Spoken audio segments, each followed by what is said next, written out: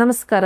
ನಾವಿವತ್ತು fibroid uterus ಬಗ್ಗೆ ಮಾತಾಡೋಣ. ಫೈಬ್ರಾಯ್ಡ್ ಯೂಟ್ರಸ್ ಇದೊಂದು ಕಾಮನ್ ಗರ್ಭಕೋಶದ ಕಂಡೀಷನ್. 10ರಲ್ಲಿ 5 ಜನಕ್ಕೆ ಸ್ಕ್ಯಾನ್ ಮಾಡಿದಾಗ ನಮ್ಗೆ ಫೈಬ್ರಾಯ್ಡ್ ಇದೆ ಅಂತ ಗೊತ್ತಾಗುತ್ತೆ. ಬಟ್ ಫೈಬ್ರಾಯ್ಡ್ ಅಂದಾಗ ಜನಕ್ಕೆ ಸಾಮಾನ್ಯವಾಗಿ ಇದು ಕ್ಯಾನ್ಸರ್ ಗಡ್ಡೆನಾ, ಇದಕ್ ಮೆಡಿಸಿನ್ ಇದೆಯಾ, ಇದಕ್ ಸರ್ಜರಿನೇ ಮಾಡ್ಬೇಕಾಗತ್ತಾ, ಇದರಿಂದ ಏನಾದ್ರೂ ತೊಂದರೆ ಇದೆಯಾ ಅಂತ ಕ್ವಶನ್ಸ್ ಬರ್ತಾ ಇರುತ್ತೆ ನಮ್ಗೆ. ಬಟ್ ಫೈಬ್ರಾಯ್ಡ್ ಈಸ್ ಕ್ಯಾನ್ಸರ್ ಗಡ್ಡೆ ಅಲ್ಲ. ನಮ್ಗೆ ಯಾವಾಗ ಟ್ರೀಟ್ಮೆಂಟ್ ಬೇಕಾಗುತ್ತೆ, ಯಾಕೆಂದ್ರೆ ನಾವು ಸ್ಕ್ಯಾನ್ ಮಾಡಿದಾಗ ಸಾಮಾನ್ಯವಾಗಿ ಚಿಕ್ಕ ಫೈಬ್ರಾಯ್ಡ್ಸ್ ಗಳು ಕಾಣಿಸುತ್ತೆ. ಬಟ್ ಫೈಬ್ರಾಯ್ಡ್ ಯಾವಾಗ ಟ್ರೀಟ್ಮೆಂಟ್ ಬೇಕು ಅಂದ್ರೆ ನಿಮ್ಗೆ ಸಿಂಪ್ಟಮ್ಸ್ ಅತಿಯಾದ ರಕ್ತಸ್ರಾವ ಆಗೋದು, ಅಥವಾ ಪೀರಿಯಡ್ಸ್ ಟೈಮ್ ಅಲ್ಲಿ ಬಹಳ ಪೇನ್ ಆಗೋದು, ಅಥವಾ ಫೈಬ್ರಾಯ್ಡ್ ತುಂಬಾ ಜಾಸ್ತಿ ಇದ್ರೆ, ಮಲ್ಟಿಪಲ್ ಫೈಬ್ರಾಯ್ಡ್ಸ್, ಅಥವಾ ಯೂಟ್ರಸ್ ಸೈಜ್ 12 ಸೆಂಟಿಮೀಟರ್ ಗಿಂತ ಜಾಸ್ತಿ ಇದ್ರೆ, ಅಥವಾ ನಿಮ್ ಪ್ರೆಗ್ನೆನ್ಸಿ ಪ್ಲಾನ್ ಮಾಡ್ತಾ ಇದ್ರೆ ಆ ಟೈಮಲ್ಲಿ ಫೈಬ್ರಾಯ್ಡ್ ರಿಮೂವ್ ಮಾಡ್ಬೇಕಾಗತ್ತೆ. ಸಣ್ಣ ಫೈಬ್ರಾಯ್ಡ್ ಆಮೇಲೆ ನಿಮಗೆ ಅದರಿಂದ ಏನು ಸಿಂಪ್ಟಮ್ಸ್ ಇಲ್ಲ ಅಂದ್ರೆ ಫೈಬ್ರಾಯ್ಡ್ ರಿಮೂವಲ್ ಬೇಕಾಗಲ್ಲ. ನೆಕ್ಸ್ಟ್ ವಿಡಿಯೋಲಿ ಫೈಬ್ರಾಯ್ಡ್ಗೆ